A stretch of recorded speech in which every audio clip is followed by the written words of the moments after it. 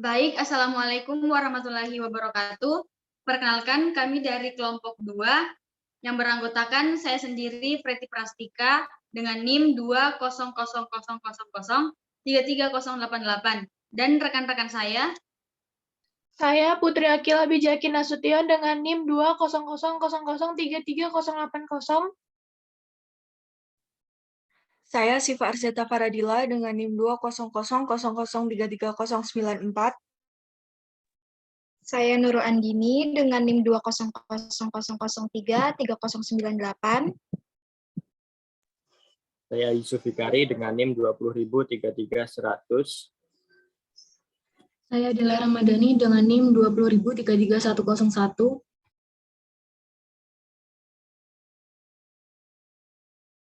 Saya Syafifa Aulia Menandar dengan NIM 2000033 Saya Muzar Kita Mangunsong dengan NIM 2000033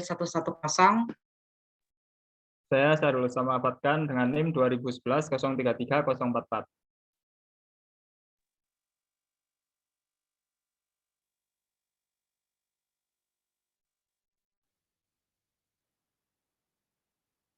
Next.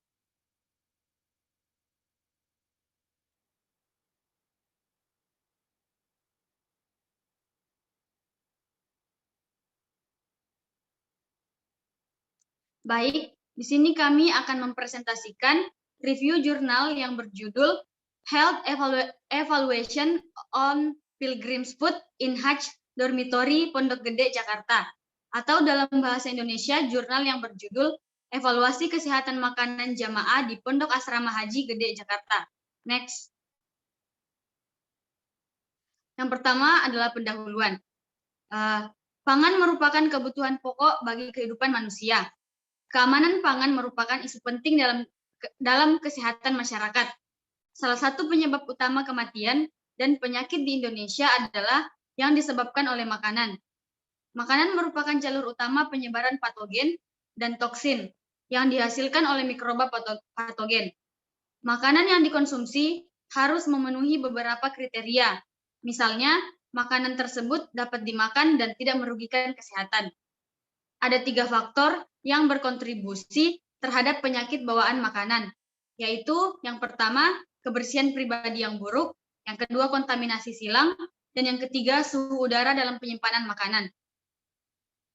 WHO merilis data baru tentang bahaya yang disebabkan oleh penyakit bawaan makanan, serta ancaman global yang ditimbulkan oleh makanan yang tidak aman.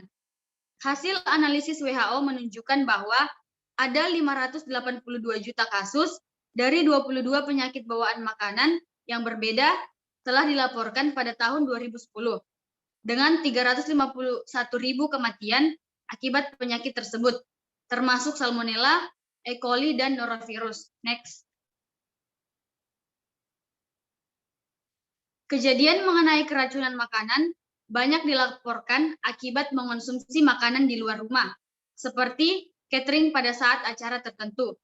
Kejadian keracunan makanan menunjukkan bahwa 30% kasus keracunan di Indonesia disebabkan oleh makanan yang dihasilkan oleh jasa catering. Penyediaan makanan bagi jemaah haji memiliki jangkauan pelayanan yang luas dan memiliki risiko yang lebih besar. Oleh karena itu, hal ini perlu mendapat perhatian khusus, terutama dalam penyediaan pangan karena memiliki potensi besar terjadinya keracunan pangan. Oleh karena itu, perlu adanya pengawasan keamanan pangan agar makanan yang dikonsumsi jemaah memenuhi kesehatan persyaratan. Next. Berikut adalah metode penelitian yang dilakukan.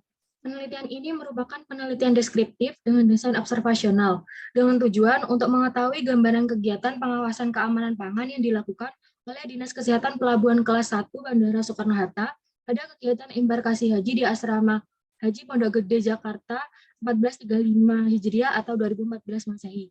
Studi yang bertujuan untuk menyajikan atau menggambarkan suatu situasi atau fenomena yang terjadi saat ini dengan menggunakan prosedur ilmiah untuk mengatasi masalah secara aktual dan metode yang berusaha untuk menafsirkan atau menggambarkan sesuatu. Kegiatan pengawasan keamanan pangan di embarkasi haji Pondok Gede meliputi pemeriksaan sanitasi lingkungan catering service dan kegiatan sampling seperti makanan, air minum, serbet alat, serbet tangan, yang kemudian diuji laboratorium bakteriologi seminggu sekali, serta uji kimia cepat makanan setiap hari. Hasil uji bakteriologi dianalisis sesuai dengan Peraturan Menteri Kesehatan Republik Indonesia nomor 1096 tahun 2011 tentang ketentuan pelayanan catering. Next. Hasil pemeriksaan sanitasi jasa catering dilakukan setiap hari selama jamaah haji berada di embarkasi. Dari 27 kali pemeriksaan, sanitasi jasa catering terdapat 6 kali pemeriksaan atau 22% yang menunjukkan hasil kurang baik, karena ditemukan benda-benda yang tidak memenuhi syarat di dapur, ruang makan, tempat penyiapan makanan, gudang, peralatan, air, pengelolaan sampah, dan karyawan. Hasil kegiatan sampling makanan dapat dilihat pada tabel berikut ini. Next. Berdasarkan tabel 1, diketahui bahwa terdapat 15 sampel makanan dan air yang memenuhi syarat atau sekitar 62,5%, dan 9 sampel makanan dan air yang tidak memenuhi syarat atau 37,5%. Karena 2 sampel makanan atau telur balado positif mengandung E. coli, 1 sampel telur dadar positif mengandung salmonella. Selanjutnya, 1 piring dan 1 sendok makanan terdeteksi mengandung ALT yang melebihi standar yang dipersyaratkan. Dan 4 sampel air minum merek O positif mengandung coliform dan Escherichia coli. Next.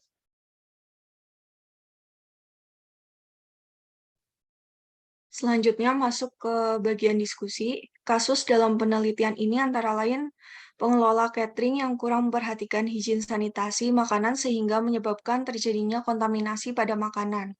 Hal ini dibuktikan dengan beberapa hasil uji laboratorium yang dilakukan, yaitu pada uji kualitas bakteriologis bahan pangan menunjukkan terdapat sampel yang tidak memenuhi syarat sebesar 37,5%. Hasil uji laboratorium pada serbet menunjukkan ALT melebihi standar yang dipersyaratkan, dan uji rapid test kimia yang menunjukkan bahwa beberapa makanan terdeteksi mengandung bahan kimia berbahaya seperti formaldehida, rodamin B, dan boraks.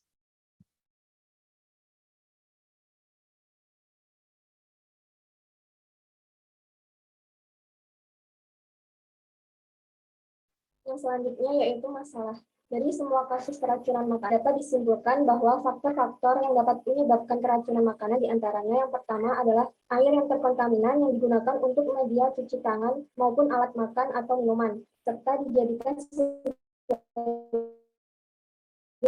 bahan makanan dan minuman. Yang kedua yaitu sanitasi yang kurang dan kondisi penyimpanan yang buruk sehingga infeksi bakteri terjadi pada peralatan makan maupun bahan makanan itu sendiri. Yang ketiga yaitu perilaku konsumen seperti tidak mencuci tangan sehingga mikroba berbahaya berpindah dari tangan ke organ pencernaan. Selanjutnya adalah solusi. Setiap catering service, baik karyawan maupun pengelola minimal, harus mendapatkan training mengenai sanitasi makanan dan minuman, keamanan pangan, dan kesehatan lingkungan, pemilihan bahan baku yang tepat, serta teknik penyimpanan yang tepat pula.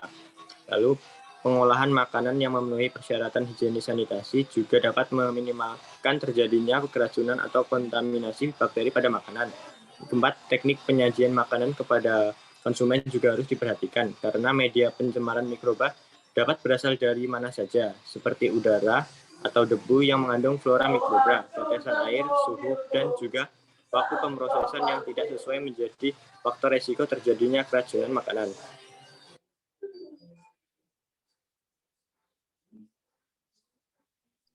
Selanjutnya yaitu kesimpulan. Hasil pemeriksaan di catering service menunjukkan masih ada sanitasi dan makanan yang tidak memenuhi syarat kesehatan.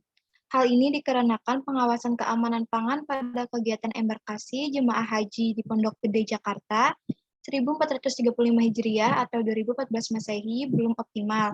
Oleh karena itu, pengetahuan dan perilaku pegawai harus ditingkatkan untuk meningkatkan pelayanan. Next. Yaitu yang pertama, Kantor Kesehatan Pelabuhan dalam pengawasan dan pelaksanaan penyediaan makanan bagi jemaah haji harus menjalin kerjasama lintas sektor. Yang kedua yaitu perlu diadakan penyuluhan, pelatihan, dan evaluasi terhadap pegawai jasa boga setelah memenangkan tender serta evaluasi catering setiap akhir musim hajinya. Kemudian saya serahkan kembali kepada Freddy. Baik, sekian presentasi dari kelompok kami. Kurang dan lebihnya mohon dimaafkan. Wassalamualaikum warahmatullahi wabarakatuh.